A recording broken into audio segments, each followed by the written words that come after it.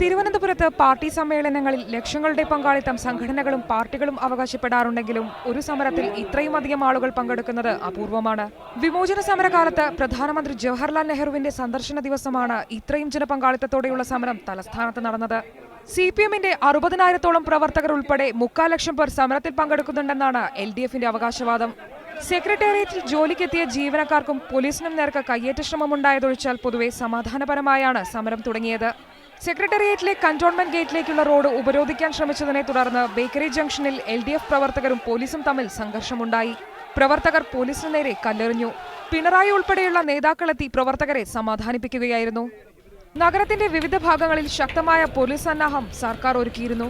Bakery ജംഗ്ഷനിലും cantonment gate, സമർഗേറ്റ് എന്നിവിടങ്ങളിലും കേന്ദ്രസേനയെ വിന്യസിച്ചു. രാവിലെ നടന്ന മന്ത്രിസഭാ യോഗത്തിന് ശേഷം മുഖ്യമന്ത്രി ഗവർണറെ കാണാൻ രാജ്ഭവനിലെത്തി. ജുഡീഷ്യൽ അന്വേഷണം വൈകില്ലെന്ന സൂചന മാധ്യമങ്ങളോട് മുഖ്യമന്ത്രി പങ്കുവച്ചു. ഗവൺമെന്റ് തുറന്ന മനസ്സോടുകൂടി പ്രശ്നങ്ങളെ കാണാൻ തയ്യാറാണെന്ന് പറഞ്ഞു. ഇപ്പം അന്വേഷണം ഏതാണ്ട് പൂർത്തിയായിരിക്കുക. 2 എണ്ണത്തിന്റെ ചാർജ് ഷീറ്റ് കൊടുത്തു. 5 എണ്ണത്തിന്റെ ചാർജ് ഷീറ്റ് ഈ ആഴ്ച തന്നെ കൊടുക്കാൻ പോവുക. 7 കേസാണ് മെയിനായിട്ട് പോലീസ് ഇപ്പം. കന്റോൺമെന്റ് ഗേറ്റ് വഴിയാണ് സെക്രട്ടേറിയറ്റ് ജീവനക്കാരെ കടത്തിവിട്ടത്. 66.68% ജീവനക്കാർ എത്തിയതായി ആഭ്യന്തരമന്ത്രി തിരുവഞ്ചൂർ രാധാകൃഷ്ണൻ പറഞ്ഞു.